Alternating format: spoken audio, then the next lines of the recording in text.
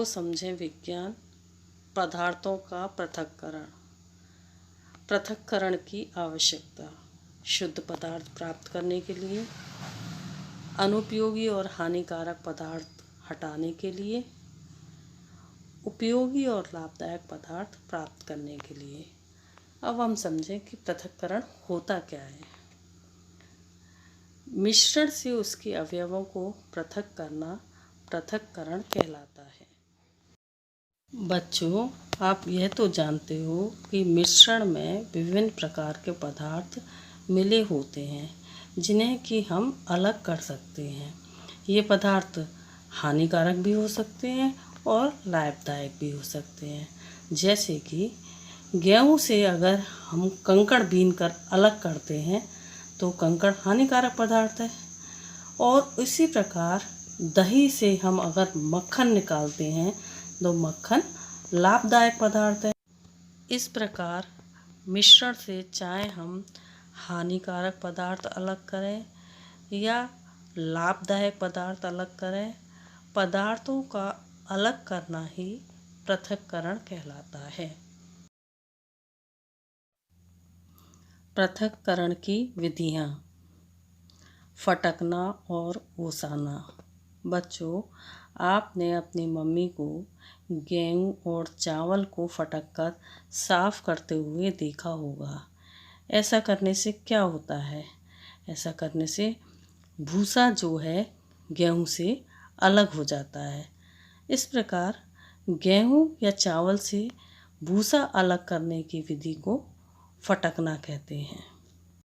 बच्चों, आपने खेत और खलिहानों में किसानों को गेहूं से भूसा अलग करते हुए देखा होगा। इसके लिए वे एक ऊंचाई पर खड़े हो जाते हैं और सूप से गेहूं नीचे गिराते हैं। इससे हल्का भूसा दूर उड़कर दूसरी ढेरी में इकट्ठा हो जाता है और भारी गेहूं नीचे गिरकर इकट्ठे हो जाते हैं। गेहूं से भूसा अलग करने की इस विधि को ओसाना कहते हैं। ठोस से ठोस को पृथक करने की अगली विधि है थ्रेशिंग। बच्चों, आपने अरहर के पौधे, धान के पौधे देखे होंगे। इनसे अरहर और धान कैसे अलग की जाती है? इसके लिए पौधों को पहले सुखा लिया जाता है और सूखे पौधों का गट्ठर बनाकर लकड़ी के या पत्थर के पटरों पर पीटते हैं, जिससे कि अन्न के कण जो हैं पके हुए पौधे से अलग हो जाते हैं। अन्न के कणों का पौधों से पृथक होने की इस प्रक्रिया को थ्रेशिंग कहते हैं। ठोस से ठोस को अलग करने की अगली विधि है बीनना। दाल, चावल, गेहूं आदि में मिली अशुद्धियां इसी विधि द्वारा दूर की जाती हैं।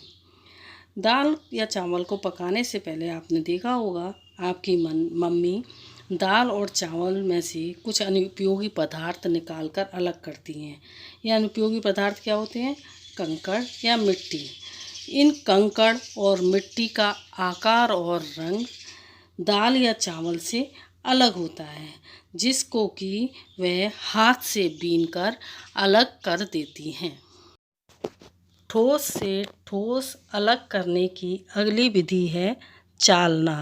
बच्चों, आपने अपनी मम्मी को चलनी के द्वारा आटा चालते हुए देखा होगा। इससे क्या होता है?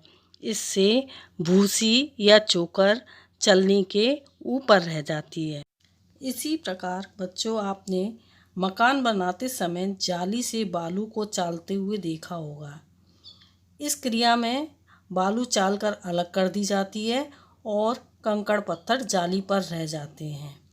इस प्रकार चालकर कंकड़ पत्थर अलग करने की प्रक्रिया चालना कहलाती है। पदार्थों को अलग करने के लिए विभिन्न आकार एवं आकृति के छिद्र वाले चलनों का प्रयोग किया जाता है। आटे से भूसी अलग करने के लिए महीन छिद्र वाले चलने का प्रयोग करते हैं, जबकि बालू से कंकड़ पत्थर अलग करने के लिए थोड़े बड़े छिद्र वाले चलने का प्रयोग करते हैं। ठोस से ठोस को पृथक करने की अगली विधि है ऊर्ध्वपातन। ये ऊर्ध्वपातन क्या होता है, इसको समझने के लिए पहले हम एक उदाहरण लेते हैं। बच्चों, दिवाली पर आप दिए जलाते हो, मोमबत्ती जलाते हो और पूजा में कपूर जलाते हो। इन तीनों के जलने में क्या अंतर है? दिए को जलाने के लिए आप तेल का इस्तेमाल करते हैं, यानी द्रव का इस्तेमाल करते हैं। मोमबत्ती को जब जलाते हैं तो मोमबत्ती भी पिघल जाती है, यानी द्रव में परिवर्तित हो जाती है और जलती है। लेकिन जब कपूर को जलाते हैं तो वह द्रव में परिवर्तित नहीं होता, सीधे जलने लगता है। इस प्रकार पदार्थ का बिना द्रव में परिवर्तित हुए वाष्प में परिवर्तित होने की प्रक्रिया को ऊर्ध्वपातन कहते हैं तथा ऐसे पदार्थों को ऊर्ध्वपातक पदार्थ कहते हैं। बच्चों, अब हम समझें कि ऊर्ध्वपातन विधि द्वारा मिश्रण को अलग अलग कैसे करते हैं। अमोनियम क्लोराइड और नमक के मिश्रण से अमोनियम क्लोराइड और नमक अलग अलग कैसे करेंगे। अमोनियम क्लोराइड एक ऊर्ध्वपातक पदार्थ है। अमोनियम क्लोराइड और नमक के मिश्रण को हम एक प्याली में ले लेंगे और प्याली पर एक कीप जिसमें फिल्टर पत्र लगा होगा उल्टा करके रख देंगे। कीप की पतली नली के सिरे पर भीगी हुई रुई रखेंगे और कीप के बाहरी भाग पर भी भीगी हुई रुई लपेट देंगे। अब प्याली को गरम करेंगे। गरम तब तक करेंगे जब तक कि मिश्रण से धुआं उठने ना लगे। जब धुआं कीप के ठंडे भाग पर पहुंचेगा तो यह ठोस अमोनियम क्लोराइड में परिवर्तित हो जाएगा और नमक प्याली में रह जाएगा। इस प्रकार हम अमोनियम क्लोराइड और नमक के मिश्रण से अमोनियम क्लोराइड और नमक अलग कर सकते हैं।